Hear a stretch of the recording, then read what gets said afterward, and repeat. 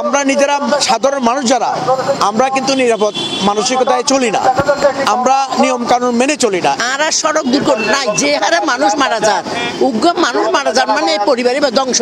প্রত্যেকটা নাগরিক উচিত দেয় সর্বক্ষণ নিরাপদ সড়কের দিকে নজর রাখা।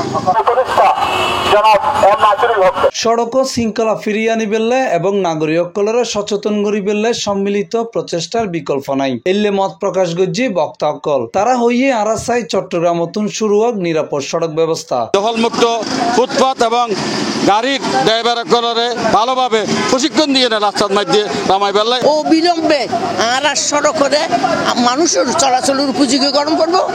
এই যে ড্রাইভার হলো শাস্তি নয়, যারা অ্যাক্সিডেন্ট করে দৃষ্টান্তমূলক শাস্তি দেওয়া পড়ব। লাইসেন্স ছাড়া, অভিজ্ঞ ছাড়া, ট্রেনিং ছাড়া এই যে চালায়, তারপর এখন গাড়ি হতে কেন চলে আর কেন কম্পিটিশন হার আগে হনে যাবে। এই যে এখন কম্পিটিশন এই জন্য কিন্তু মানুষের এই অ্যাক্সিডেন্টের অনেক কারণ। দুর্ঘটনার জরিমানা মালিককে নদী ড্রাইভারকে দেওয়া উচিত।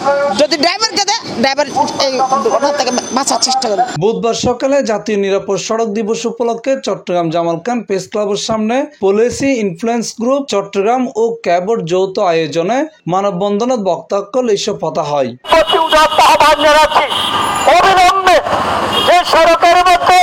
এই সময় তারা আরো হইয়ে চট্টগ্রামের পুলিশ কমিশনার, ডিসি এবং মেয়র সহ ব্যাকুনে একসাথে হাজ গড়িলে আগামী হালিয়ত নিরাপদ সড়ক হইতে পারে। আমি মনে করি যে ডিসি, পুলিশ কমিশনার, মেয়র আজকে রাতে যদি বসে, আগামীকাল সকাল থেকে হেলমেট ছাড়া কোনো মোটরসাইকেল চলবে না, ফিটনেসবিহীন কোনো গাড়ি চলবে না, অবৈধ ফুটপাতে কোনো বাজার বসবে না।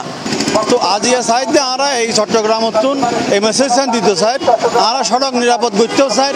ইয়ানদল্লাই অবকাঠামো জরিমা উন্নয়ন করণ দরকার। বিআরটিএর কাছে আমাদের একটাই অনুরোধ, আপনারা বৈধভাবে লাইসেন্স দেন, যাচাই বাছাই করে দেন, সঠিক লাইসেন্সটা দেন এবং যোগ্য প্রার্থীকে এই লাইসেন্সটা দেন। নিরাপদ সড়ক ব্যবস্থা ও জনসচেতনতা বৃদ্ধির লক্ষ্যে আয়োজিত এই মানববন্ধনত বিভিন্ন শ্রেণী পেশার মানুষ অংশ লইয়ে। কিছু দুর্ঘটনা ঘটছে, আমরা ব্যবস্থা রেজ করছি এদের বিরুদ্ধে।